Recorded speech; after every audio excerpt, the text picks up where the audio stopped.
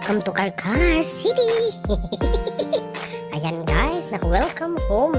Welcome to my channel. So, ayan, kung bago kayo, please don't forget to click the subscription button and hit the notification bell para updated kayo sa susunod nating mga videos.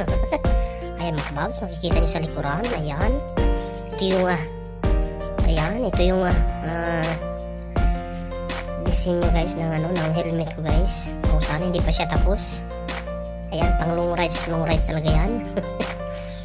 Ayan, okay. Ayan mga kababs, ang ganda diba?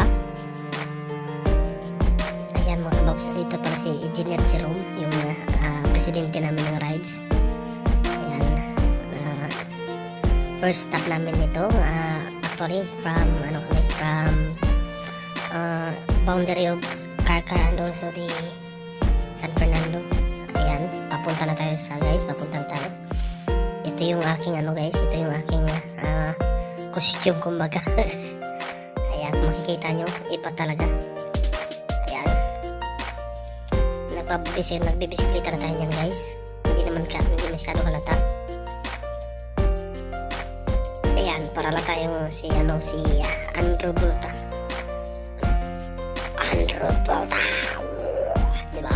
Diba?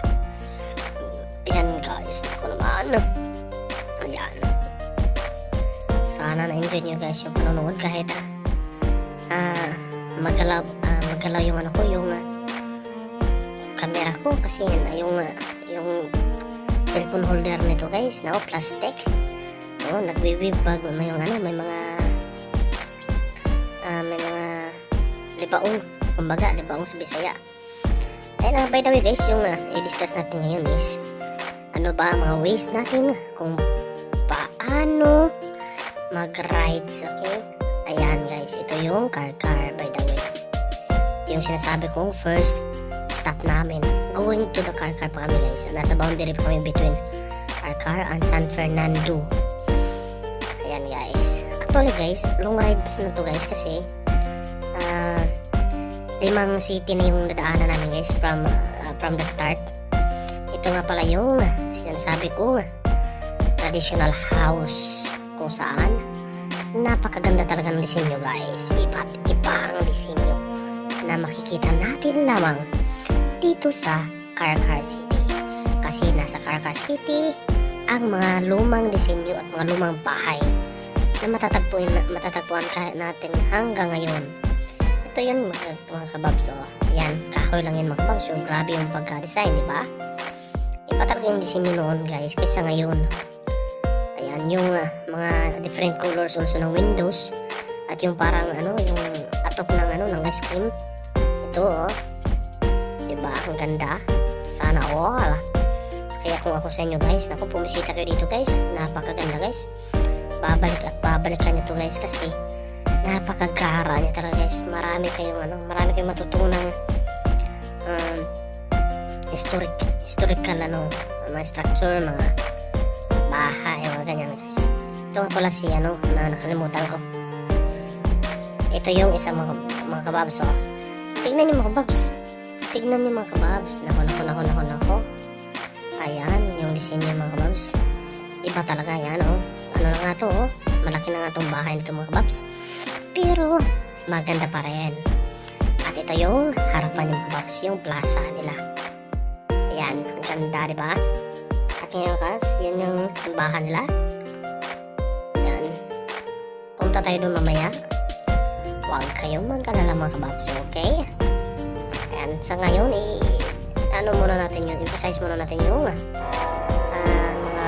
usali at saan is napapakita ng pagpapahalaga natin sa ating historical na mga bahay, yung mga lumang disenyo, mga lumang bahay ng mga kababs. Ito yung pinakamalaking simbahan na makikita natin sa Karkar City. Actually guys, yung Karkar City is tinagawin ang city na may maraming chicharon.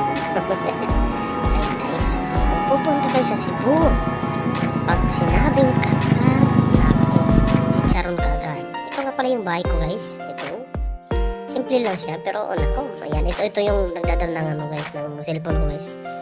Kapag nagbe-video, ito yung bike din ng ano namin, ng kaibigan, ng presidente namin sa ano, sa rides.